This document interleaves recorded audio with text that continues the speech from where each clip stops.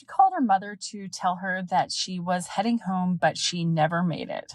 On October 8th, 2015, 23-year-old Maranda Goldman left her home to go run some errands 45 minutes away in Pine Bluff, Arkansas. According to Miranda's mother, who Miranda had a close relationship with, Miranda said that she went to get something to eat in Pine Bluff. She had ran some errands and she went in the Goodwill in Pine Bluff to get a pair of pants and a belt. Maranda Goldman had been struggling in life. She had an addiction issue that she was battling and had been battling for a while. She fell in with the wrong crowd of people, a drug dealer being one of them. While with this new group of friends, Miranda got stopped. The police officer asked her if there was anything illegal in the car, and she replied that there was, probably being drugs. All of the people in the vehicle were taken to the police department, and Miranda was talked to separately by the police. They were trying to convince her to give them some information, and Miranda had not given them information at that point, but the friend group, after they left the police department, felt like Miranda had snitched on them and started threatening her. So Miranda had been talking to her mother, telling her mother that she was really kind of afraid for her life at that point in time.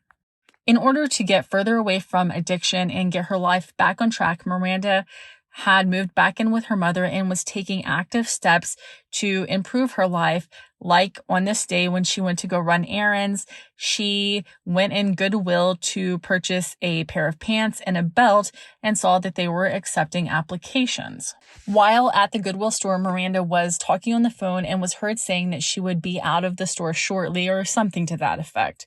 Maranda Goldman called her mother to tell her that she was going to go to a friend's house, get cleaned up, and then go back to the Goodwill store, fill out an application, and maybe do an interview. According to the employees at that Goodwill store, when they left work for that day, Miranda's vehicle was parked in the parking lot, and it was still there when they came back the following day. But Miranda never came back in to complete an application or do an interview. Like I said before, Maranda Goldman was very close to her mother, so close that her mom said that sometimes she would call her like 20 times a day. So Maranda Goldman's mother knew that something was wrong pretty early on when Miranda stopped calling her and didn't show back up at home. The Pine Bluff Police Department did not take Miranda's disappearance seriously at first because of Miranda's history with drug usage.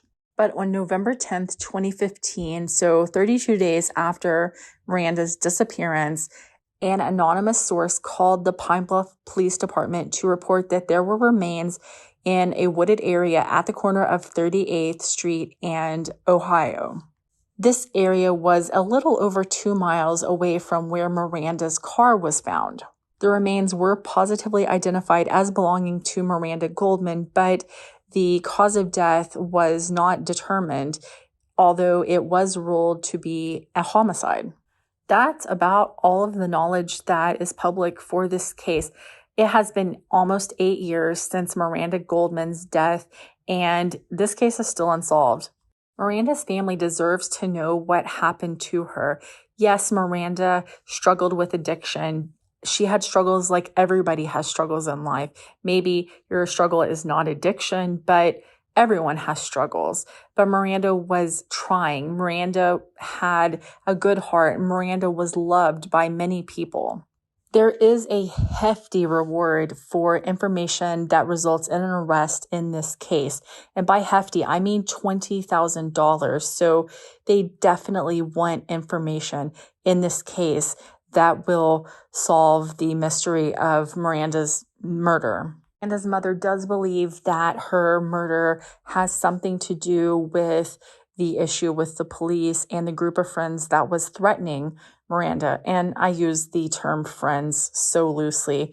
Eventually, someone is going to come forward that has information about this case.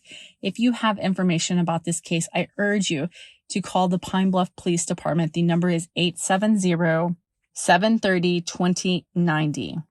That is 870-730-2090.